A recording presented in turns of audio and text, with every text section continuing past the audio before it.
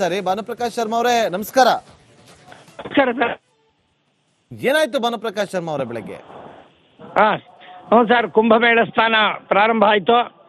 ಕೋಟ್ಯಾಂತರ ಜನಗಳು ಇದರಲ್ಲಿ ಭಾಗವಹಿಸಿದ್ದಾರೆ. ಕೇಳಿಸ್ತಾ ಇದೆಯಾ ನಾ ಮಾತಾಡ್ತಿರೋದು? ಕೇಳಿಸ್ತಾ ಇದೆ ಭಾನುಪ್ರಕಾಶ್ ಅವರೇ, ಹೇಳಿ. ಎಲ್ಲ ಹೇಳ್ತೀನಿ, 10 ನಿಮಿಷ ಕ್ಲೀನಾಗಿ ಹೇಳ್ತೀನಿ ಎಲ್ಲನೂ. ಹೇಳಿ. ಸಂಪೂರ್ಣವಾಗಿ ಕುಂಭಮೇಳ ಸ್ಥಾನವನ್ನ ಕನಿಷ್ಠ ಪಕ್ಷ ಈಗಾಗಲೇ 8 ಕೋಟಿ ಜನ ಸ್ಥಾನವನ್ನು ಮಾಡಿದ್ದಾರೆ. ಆದ್ದರಿಂದ ಬೆಳಗಿನ ಜಾವ ಏನಾಯ್ತು ಅಂದರೆ, ನಿನ್ನೆ ಸಾಯಂಕಾಲನೇ ರಾತ್ರಿ 7ವರೆಗೆ ಅಮಾವಾಸ್ಯೆ ಬಂದಿದ್ದರಿಂದ ನಾವು ಅವಾಗ್ಲಿಂದನೇ ಎಲ್ಲರೂ ಸ್ನಾನಘಟ್ಟಗಳಲ್ಲಿ ಸುಮಾರು ಒಂದು 3-4 ಕೋಟಿ ಜನ ಸ್ನಾನಘಟ್ಟದಲ್ಲೇ ತಂಗಿದ್ರು. ಅವರು ಬೆಳಗಾಗೆದ್ದ ಸ್ನಾನವನ್ನು ಮಾಡ್ಲಿಕ್ಕೆ ಹೊರಟಾಗ ಬೆಳಗ್ಗೆ 2:50 ಮುಹೂರ್ತದಲ್ಲೇ 3 ಗಂಟೆಗೆ ಸ್ನಾನಕ್ಕೆ ಹೋದ್ರು. ಅವಾಗ ಸ್ವಲ್ಪ ಕಾಲು ತುಳಿತಗಳು ಶುರು ಆಗಿ ಎಲ್ಲರೂ ಒಟ್ಟಿಗೆ ನುಗ್ಗಿದ್ರಿಂದ ಸ್ವಲ್ಪ ಒಂದು 15 ಜನಕ್ಕೆ ಏನೋ ಭಾರಿ ಇಂಜೂರ್ ಆಗಿದೆ, ಸತ್ತಿರ್ಬೋದು. ಮತ್ತು ಇನ್ನೊಂದು 50 ಜನಕ್ಕೆ ಇಂಜೂರ್ ಆಗಿದೆ ಅಂಥೇಳಿ ಅವನ್ನೆಲ್ಲ ಆಂಬುಲೆನ್ಸ್ಗಳು ಬಂದು ಆಸ್ಪತ್ರೆಗೆಲ್ಲ ಕರ್ಕೊಂಡೋಗಿದ್ದಾರೆ. ಮತ್ತು ಈ ವಿಷಯ ಬಂದರೆ ಆಧ್ಯಾತ್ಮಿಕವಾದಂಥ ಸನಾತನ ಧರ್ಮದ ವಿಶೇಷ ಮಹಾ ಸಮ್ಮೇಳನ ಅಂತ ಹೇಳ್ಬೋದು. ಯಾಕೆಂದರೆ ಕೋಟ್ಯಾಂತರ ಜನ ಈ ಒಂದು ಜಾಗದಲ್ಲಿ ಬಂದು ಸ್ನಾನವನ್ನು ಮಾಡುವುದಂದರೆ ಅದು ಸನಾತನ ಧರ್ಮಕ್ಕೆ ಇರತಕ್ಕಂಥ ಒಂದು ವಿಶೇಷವಾದಂಥ ಶಕ್ತಿ. ಕುಂಭಮೇಳ, ಕುಂಭ ಅಂದರೆ ಹೊಟ್ಟೆ, ಮೇಳ ಅಂದರೆ ಸೇರೋದು. ಏನು ಈ ಜಾಗದಲ್ಲಿ ಯಾರು ಸಂಗಮದಲ್ಲಿ ಸ್ನಾನ ಮಾಡುತ್ತಾನೋ ಅವನಿಗೆ ವಿಶೇಷವಾದಂಥ ರೀಬರ್ತ್ ಅಂದರೆ ಪುನಃ ಜನ್ಮವೇ ಬಂದು ಜನ್ಮಾಂತರ ಮಾಡಿದ ಪಾಪವೆಲ್ಲವೂ ನಾಶವಾಗುತ್ತದೆ ಅಂತ. ಕುಂಭಮೇಳದಲ್ಲಿ ಸಂಗಮಗಳು ಅಂತಿರ್ತವೆ. 2 ನದಿಗಳು ಸೇರುವ ಜಾಗವನ್ನು ಯಾರು ಮನುಷ್ಯನ ಸ್ನಾನ ಮಾಡುತ್ತಾನೋ ಅದು ವಿಶೇಷವಾದಂಥ ಜಾಗ ಅಂತ ಕರೀತಾರೆ. ಅದರಲ್ಲೂ ಇವತ್ತು ವಿಶೇಷವಾಗಿ ವೃಷಭ ರಾಶಿಯಲ್ಲಿ ಗುರು ಇರುವಾಗ ಮತ್ತು ಮಕರ ರಾಶಿಯಲ್ಲಿ ಶನಿ ಮತ್ತು ಚಂದ್ರ ಇಬ್ಬರು ಸೇರಿದಾಗ ಬರತಕ್ಕಂಥ ಅಪರೂಪವಾದ ಪುಷ್ಯ ಮಾಸದ ಅಮಾವಾಸ್ಯೆ 144 ವರ್ಷಕ್ಕೆ ಬರತಕ್ಕಂಥ ವಿಶೇಷವಾದಂಥ ಈ ದಿನ ಎಲ್ಲರೂ ಅಭೂತಪೂರ್ವ ಕೋಟ್ಯಾಂತರ ಜನ ಸ್ನಾನ ಮಾಡ್ತಿದ್ದಾರೆ. ಸ್ನಾನ ಮಾಡಿದ ನಂತರ ಗಂಗೆಗೆ ಪೂಜೆಯನ್ನು ಮಾಡಿ ಅಲ್ಲಿದ್ದಂಥ ತೀರ್ಥವನ್ನು ಸಂಗ್ರಹವನ್ನು ಮಾಡಿ ತಮ್ಮ ಮನೆಗೆ, ತಮ್ಮ ಅಣ್ಣ ತಮ್ಮಂದರಿಗೆ, ತಂದೆ ತಾಯಿಗಳಿಗೆ ಎಲ್ಲರಿಗೂ ತೀರ್ಥವನ್ನು ತೆಗೆದುಕೊಂಡು ಹೋಗ್ತಾ ಇದ್ದಾರೆ. ಅದಲ್ಲದೆ ಈ ಒಂದು ವಿಶೇಷವಾದಂಥದ್ದು ಅಂದರೆ ಈ 48 ದಿನಗಳ ಕಾಲ ಮಹಾಶಿವರಾತ್ರಿ ಅಮಾವಾಸ್ಯೆವರೆಗೂ ಸ್ನಾನ ಇರ್ತಾರೆ. ಈ 3 ದಿನ ಈಗಾಗಲೇ 20 ಕಿಲೋಮೀಟರ್ ಆಚೆ ಬಂದ್ ಮಾಡಿದ್ದಾರೆ. ನಾನೇ ನೆನ್ನೆ 15 ಕಿಲೋಮೀಟರ್ ನಡ್ಕೊಂಡು ಬಂದೆ, ಸ್ವಲ್ಪ ಗಾಡೀಲಿ ಬಂದೆ. ಆದರೂ ನಾನು ಇರ್ತಕ್ಕಂಥ ಜಾಗ ಇಸ್ಕಾನ್ ಅವರು ಮಾಡತಕ್ಕಂಥ ವ್ಯವಸ್ಥೆಯಲ್ಲಿ ನಾವೆಲ್ಲರೂ ಆರಾಮಾಗಿದ್ದೇವೆ. ಈಗಾಗಲೇ ಬೆಳಗಿನ ಜಾವ ಸ್ನಾನ ಆಯಿತು, ಮಧ್ಯಾಹ್ನದ ಸ್ನಾನ ಆಯಿತು. ಈಗ ಸಂಗಮ ಸ್ನಾನವನ್ನು ಸ್ವಲ್ಪ ನಿಷೇಧ ಮಾಡಿ ತಡೆದು ನಿಲ್ಲಿಸಿದ್ದಾರೆ. ಯಾಕೆಂದರೆ ಅಲ್ಲಿ ಅಖಾಡದವರು ಸ್ನಾನಕ್ಕೆ ಹೋಗಬೇಕಾಗಿತ್ತು. ಅವರು ಈ ಒಂದು ಪರಿಸ್ಥಿತಿಯಲ್ಲಿ 15 ಜನ ತೊಂದರೆಗೀಡಾಗಿ ಸಾವಿಗೀಡಾಗಿರ್ಬೋದು ಅಂತ ಇರೋದ್ರಿಂದ ಅವರು ಸಹಿತ ಸ್ನಾನವನ್ನು ಮಧ್ಯಾಹ್ನದ ಮೇಲೆ ಸಾಯಂಕಾಲ ಮಾಡ್ತೀವಿ ಅಂತ ಕೂತಿದ್ದಾರೆ. ಆದ್ದರಿಂದ ಸಂಗಮಕ್ಕೆ ಯಾರನ್ನು ಬಿಡ್ತಾ ಇಲ್ಲ ಈಗ. ಆದರೂ ಎಲ್ಲರೂ ಸಹಿತ ಸ್ನಾನಘಟ್ಟಗಳು ಒಂದು 50-60 ಸ್ನಾನಘಟ್ಟ ಮಾಡಿದ್ದಾರೆ. ಎಲ್ಲರೂ 5-5 ನಿಮಿಷ ಸ್ನಾನವನ್ನು ಮಾಡಿ ವಿಶೇಷವಾದ ತೀರ್ಥ ಸಂಗ್ರಹಣ ಮಾಡ್ಕೊಂಡ್ಬರ್ತಾರೆ. ಇಲ್ಲಿ ಅನೇಕ ಅಖಾಡಗಳು ಅಂತ ಕರೀತಾರೆ.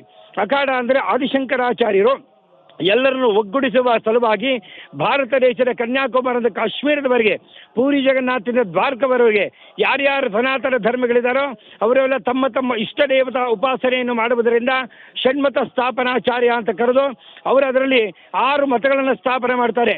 ಶಿವನನ್ನು ಪೂಜೆ ಮಾಡುವವರು, ವಿಷ್ಣುವನ್ನು ಪೂಜೆ ಮಾಡುವವರು, ದೇವಿಯನ್ನು ಪೂಜೆ ಮಾಡುವವರು, ಸುಬ್ರಹ್ಮಣ್ಯನ ಆರಾಧನೆ ಮಾಡು, ಗಣಪತಿಯನ್ನು ಆರಾಧನೆ ಮಾಡು, ಸೂರ್ಯನನ್ನು ಆರಾಧನೆ ಮಾಡು. ಇದನ್ನು 14 ಅಖಾಡಗಳನ್ನ ನಿರ್ಮಾಣ ಮಾಡ್ತಾರೆ. ಅದರಲ್ಲಿ 7 ಅಖಾಡ ಶೈವ ಅಖಾಡ, ಇನ್ನು 5 ಅಖಾಡಗಳು ವೈಷ್ಣವ ಅಖಾಡ ಅಂತ ಕರೀತಾರೆ. ವಿಷ್ಣುವನ್ನು ಪೂಜೆ ಮಾಡುವಂಥ ಅಖಾಡಗಳು. ಒಂದೊಂದು ಅಖಾಡದಲ್ಲಿ ಕನಿಷ್ಠ ಪಕ್ಷ ವಿಶೇಷವಾಗಿ ಇಲ್ಲಿ ಒಂದೊಂದು ಅಖಾಡದಲ್ಲಿ 50 ಲಕ್ಷ 60 ಲಕ್ಷ ಸನ್ಯಾಸಿಗಳಿರ್ತಾರೆ. ಕೆಲವು ಅಖಾಡಗಳಲ್ಲಿ 8-10 ಲಕ್ಷ ಇರ್ಬೋದು, 2 ಲಕ್ಷನೇ ಇರ್ಬೋದು. ಅದರಲ್ಲಿ ವಿಶೇಷವಾಗಿ ಅಖಾಡಗಳ ಅನೇಕ ಹೆಸರುಗಳೆಲ್ಲ ಇದೆ. ನಾನು ನಿಮಗೆ ಅದು ಪರಿಪೂರ್ಣವಾಗಿ ಕೊಡುವಂಥ ಜಾಗ ಇಲ್ಲಿ ನೆಟ್ವರ್ಕ್ ಸಿಗೋದಿಲ್ಲ. ಆದ್ದರಿಂದ ಆ ಅಖಾಡಗಳಲ್ಲಿ ಇರ್ತಕ್ಕಂಥವರೆಲ್ಲರೂ ಇಲ್ಲಿ ಭಾಗಿಯಾಗಿದ್ದಾರೆ. ನಾಗಾ ಸಾಧುಗಳು ಅಂತ ವಿಶೇಷವಾಗಿ ಅವರು ಬರ್ತಾರೆ. ಅವರಿಗಾಗಲೇ ಸ್ನಾನವನ್ನು ಬೆಳಗ್ಗೆಯಿಂದಲೇ ಈ ಮಧ್ಯ ಸ್ನಾನ ಮಾಡ್ತಾ ಇದ್ದಾರೆ. ಈಗ ಸ್ನಾನ ಶುರು ಮಾಡಿದ್ದಾರೆ ಅವರೆಲ್ಲ. ನಂತರ ಅವರು 1 ವರ್ಷಗಳ ಕಾಲ ಏನು ಜಪಗಳನ್ನು ಮಾಡಿರ್ತಾರೆ ಅದನ್ನು ನದಿಯಲ್ಲಿ ವಿಸರ್ಜನೆ ಮಾಡುವುದೇ ಸ್ನಾನ. ಯಾಕೆ ಈ ಸ್ನಾನಕ್ಕೆ ಬೆಲೆ ಅಂತ ಹೇಳಿದ್ರೆ, ಸಾಧು ಸಂತರು ಸನ್ಯಾಸಿಗಳು ತಾವು ಮಾಡಿದ ಅನುಷ್ಠಾನವನ್ನು ನದಿಯಲ್ಲಿ ವಿಸರ್ಜನೆ ಮಾಡ್ತಾರೆ. ನಂತರ ಅವರು ದೇವತಾ ಉಪಾಸನೆ ಯಾರ್ಯಾರು ದೇವರು ಇಟ್ಕೊಂಡಿರ್ತಾರೋ ಆ ದೇವರಿಗೆ ಅಭಿಷೇಕ ಆಗುತ್ತೆ. ನಂತರ ಇದರಲ್ಲಿ ನಾವೆಲ್ಲ ಸ್ನಾನ ಮಾಡಬೇಕು. ಮೊದಲು ನಾವೆಲ್ಲ ಇಳಿಯೋಗೇ ಇಲ್ಲ. ಅವರು ಒಂದು ಪಾಠವನ್ನು ಆ ಥರ ಹಿರಿಯರು ಅದರಲ್ಲಿ ಮಂಡಲಾಚಾರ್ಯರು ಅಂತ ಇರ್ತಾರೆ, ಅವರಲ್ಲೂ ಹಿರಿಯ ಗುರುಗಳ ಸ್ನಾನ ಆದ ಮೇಲೆ ಶಿಷ್ಯರು ಹೀಗೆ ದೀಕ್ಷೆ ತೆಗೆದುಕೊಂಡವರು ಈಗಾಗಲೇ ಸಹಸ್ರಾರು ಜನ ನಾಗಾಸಾಧುಗಳ ದೀಕ್ಷೆಯನ್ನು ತೆಗೆದುತಾ ಇದ್ದಾರೆ. ಅಂತ ವಿಶೇಷವಾಗಿ ವಪನವನ್ನು ಮಾಡಿಸಿ ಅದಕ್ಕೆ ಬೇಕಾದಂಥ ಅಗ್ನಿ ಸಂಸ್ಕಾರಗಳು, ಅವರಿಗೆ ಯಜ್ಞೋಪವೀತ ಧಾರಣೆಗಳು ಎಲ್ಲವನ್ನು ಮಾಡಿ ದೀಕ್ಷೆಯನ್ನು ಸಹ ಕೊಡ್ತಾ ಇದ್ದಾರೆ. ಈಗಾಗಲೇ ಪ್ರತಿ ಸ್ನಾನ ಘಟ್ಟಗಳಲ್ಲಿ 6 ತಿಂಗಳ ಮಗುವಿನಿಂದ ಹಿಡಿದು 90 ವರ್ಷದ ಅಜ್ಜದವರೆಗೆ ಪ್ರತಿಯೊಬ್ಬರು ಸ್ನಾನವನ್ನು ಮಾಡುವ ದೃಶ್ಯ ರೋಮಾಂಚನವಾಗಿದೆ. ಎಲ್ಲ ಕಡೆ ಬಸ್ಸು, ರೈಲುಗಳಲ್ಲಿ, ತಂಗುದಾಣಗಳಲ್ಲಿ ಎಲ್ಲೆಲ್ಲಿ ಜಾಗ ಸಿಗುತ್ತೋ ಅಲ್ಲಾಗಲಿ 20 ಕಿಲೋಮೀಟರ್ ಆಚೆ ಎಲ್ಲರೂ ತಂಗಿದ್ರು. ಇದೆಲ್ಲ ಬರೋಕ್ಕೆ ತುಂಬ ಕಷ್ಟ. ದೇಶಗಳನ್ನ ಯಾರು ತಗೊಳ್ಳೋದು, ನೀವು ಇಲ್ಲಿ ಬರಬೇಕಾದ್ರೆ ಒಂದೇ ಒಂದು ಬ್ಯಾಗ್ ಇದ್ರೆ ಮಾತ್ರ ನೀವು ಸ್ನಾನ ಮಾಡ್ಲಿಕ್ಕೆ ಸಾಧ್ಯ. ಮತ್ತು ಮಕ್ಕಳು, ಚಿಕ್ಕ ಮಕ್ಕಳು, ದೊಡ್ಡವರು ಬರೋಕ್ಕಾಗಲ್ಲ. ಯಾಕೆಂದರೆ ಪ್ರತಿಯೊಬ್ಬರು ಒಂದೊಂದು ಸ್ಥಾನಕ್ಕೂ ಘಟ್ಟ 5-6 ಕಿಲೋಮೀಟರ್ ನಡಿಲೇಬೇಕಾಗತ್ತೆ. ಅದೇನು ವ್ಯವಸ್ಥೆ ಮಾಡೋಕ್ಕಾಗಲ್ಲ. ಕೋಟ್ಯಾಂತರ ಭಕ್ತಾದಿಗಳು ಇವತ್ತು ಬಂದಿದ್ದಾರೆ. ಅದನ್ನೇ ಮೌನಿ ಅಮಾವಾಸ್ಯೆ ಅಂತಾರೆ. ಅಂದರೆ ದೇವಲೋಕದಿಂದ ಕಶ್ಯಪ, ಅತ್ರಿ, ಭರದ್ವಾಜ, ವಿಶ್ವಾಮಿತ್ರ, ಗೌತಮ, ವಸಿಷ್ಠ, ನವಕಾಂಡ್ರದಿ, ಸಪ್ತರ್ಷಿಗಳು ಎಲ್ಲರೂ ಸಹಿತ ಭೂಲೋಕದಲ್ಲಿ ಇವತ್ತು ಪರ್ವಕಾಲದಲ್ಲಿ ಅದರಲ್ಲೂ ಗಂಗಾ, ಯಮುನಾ, ಸರಸ್ವತಿ ಸೇರುವಂಥ ಈ ಕುಂಭಮೇಳದ ಜಾಗದಲ್ಲಿ ಸ್ನಾನಕ್ಕೆ ಬರ್ತಾರೆ ಬೆಳಗಿನ ಜಾವ. ಆ ಮುಹೂರ್ತದಲ್ಲಿ ಮಾಡುವುದರಿಂದ ಅದು ಯಾಕೆ ವಿಶೇಷ ಅಂದರೆ, ಸಮುದ್ರ ಮಥನದ ಕಾಲದಲ್ಲಿ ಅಮೃತದ ಕಲಶವನ್ನು ತೆಗೆದಾಗ ಅದರ ಮೇಲಕ್ಕೆ ಬರುವಾಗ 4 ಬಿಂದುಗಳು ಬರುತ್ತೆ. ಅದೇ ಹರಿದ್ವಾರ್, ಋಷಿಕೇಶ್, ಉಜ್ಜಯಿನಿ, ವಾರಣಾಸಿ, ಹೀಗೆ ಒಂದು ಅಲಹಾಬಾದ್, ಈ ಒಂದು ಅಂದರೆ ಪ್ರಯಾಗರಾಜ್, ಈ 4 ಕ್ಷೇತ್ರಗಳಲ್ಲಿ ಅದು ನಾಸಿಕಲ್ಲೂ ಬೀಳುತ್ತೆ.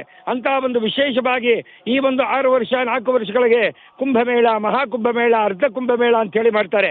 ಹೀಗೆ ಇವತ್ತು ಸಹಸ್ರಾರು ಹಿಂದರು, ಕೋಟ್ಯಾಂತರ, ಈಗಾಗಲೇ ನಾವು ಹೇಳಿದ್ದಾರೆ 45 ಕೋಟಿ ಮೇಲೆ ಸ್ನಾನ ಮಾಡ್ತಾರೆ ಅಂತ.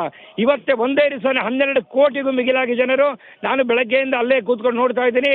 ಯಾವ ಘಟ್ಟದಲ್ಲಿ ಎಲ್ಲಿ ಸ್ನಾನ, ಯಾರು ಏನು ಯಾವುದು ದೃಷ್ಟಿ ಇಲ್ಲದೇ ಗಂಗಾ ಮಾತಾ ಅಂಥೇಳಿ ನನ್ನ ದೇಹವನ್ನು ಮಾಡುವಂಥ ಪಾಪಗಳನ್ನು ಎಲ್ಲ ಹೋಗಲಿ ಅಂತೇಳಿ ಸನಾತನ ಹಿಂದೂ ಧರ್ಮದಲ್ಲಿ ಋಷಿಮುನಿಗಳು ಹೇಳಿರುವಂತೆ ಕುಂಭ ಸ್ನಾನ ಇವತ್ತು ಪ್ರಯಾಗರಾಜ್ನಲ್ಲಿ ನಡೀತಾ ಇದೆ.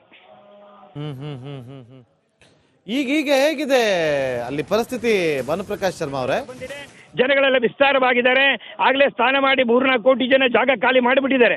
ಯಾಕೆಂದ್ರೆ 2 ಮುಹೂರ್ತ, ನಿನ್ನೆ ರಾತ್ರಿಯಲ್ಲಿ ಅಮಾವಾಸ್ಯೆ ಅಂತ ಮುಹೂರ್ತ ಕೊಟ್ಟಿದ್ರಲ್ಲಿ.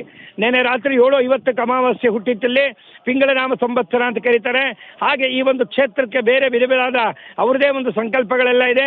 ಅದನ್ನು ಹೇಳಿ ತರ್ಪಣ ಮಾಡುವವರು, ಎಲ್ಲರೂ ಪಿಂಡ ಪ್ರದಾನ ಮಾಡುವವರು, ಬರೀ ಸ್ನಾನವೇ ಪ್ರಧಾನ ಇಲ್ಲಿ. ಯಾಕೆಂದ್ರೆ ಗಂಗೇತಿ ಯೋ ಬ್ರೂಯಾತ್ ಯೋಜನಾನಾಂ ಶತೈರಪಿ, ಎಲ್ಲಿ ಹರಿತಳೋ ಆ ಯೋಜನೆಗಳೆಲ್ಲವನ್ನು ಸಹಿತ ಮುಚ್ಚದೆ ಸರ್ವ ಪಾಪೇಭ್ಯ ಎಲ್ಲವನ್ನು ಕಳಿತಾಳೆ ಅಂತ ಹೇಳಿದೆ.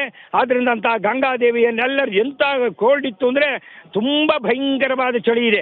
ನಾನು ಬೆಳಗ್ಗೆ 10 ಗಂಟೆ ರಾತ್ರಿ ಗೊತ್ತಾಗ್ಲಿಲ್ಲ, ಬೆಳಗಿನ ಜಾವ ಜಾಸ್ತಿ ಆಗ್ಬಿಡ್ತು. 1 ಗಂಟೆಗೆ ಪುಟ್ಟ ಮಕ್ಕಳನ್ನ ರೋಡಲ್ಲಿ ಹುಲ್ಲಿನ ಮೇಲೆ ತಮ್ಮ ಬೆಡ್ಶೀಟ್ಗಳನ್ನ ಸೆರಗಲ್ಲಿ ಹೆಂಗಸುಗಳು ಮಕ್ಕಳನ್ನ ಕಾಪಾಡಿಕೊಂಡು ಆ ಸ್ನಾನ ಮಾಡಿಸಿ ಏನ್ರಿ 16 ಕಿಲೋಮೀಟರ್ ನಡೆಯೋದು ಅಂದ್ರೆ, ಕೈಯಲ್ಲಿ ನೀರು, ಒಂದು ಕೈಯಲ್ಲಿ ಬ್ಯಾಗು, ಒಂದು ಕೈಯಲ್ಲಿ ಅವರ ಹಗ್ಗಗಳನ್ನು ಕಟ್ಕೊಂಡು ಒಬ್ರನ್ನೊಬ್ರು ಹಿಡ್ಕೊಂಡಿದ್ದಾರೆ. ಈ ತರ ವಿಶೇಷವಾದಂತಹ ಜನಗಳು ಸಾಗರೋಪಾದಿಯಲ್ಲಿ ಇನ್ನೂ ಸಾಕ್ತಾನೆ ಇದ್ದಾರೆ. ನಾನು ನಮ್ಮ ಸ್ನೇಹಿತರಿಗೆ ಹೇಳ್ತಾ, ದಯವಿಟ್ಟು ಇಲ್ಲಿಗೆ ಇವತ್ತು ನಾಳೆ ಬರುವಂತಹ ಸಾಹಸ ಮಾಡಬೇಡಿ. ಯಾಕೆಂದ್ರೆ ನೀವು ಇನ್ನೂ ಟೈಮ್ ಇದೆ ನಿಮಗೆ. ನಾಳೆ 3ನೇ ತಾರೀಕು ವಸಂತ ಪಂಚಮಿ ಮುಗಿದ ಮೇಲೆ ತಾವುಗಳೆಲ್ಲ ಇಲ್ಲಿ ಶಿವರಾತ್ರಿ 4ನೇ ದಿನದವರೆಗೂ ಇರೋದ್ರಿಂದ ಸ್ನಾನಕ್ಕೆ ಬನ್ನಿ ಅಂತ ಒಂದ್ ನಿಮಿಷ ಮಾತಾಡ್ತೀನಿ. ಒಂದೇ ನಿಮಿಷ ಹಾಗೆ ಸಂಪರ್ಕದಲ್ಲೇ. ಈಗ ಒಂದು ಬ್ರೇಕಿಂಗ್ ಅಪ್ಡೇಟ್ ಸಿಗ್ತಾ ಇದೆ ನಮಗೆ.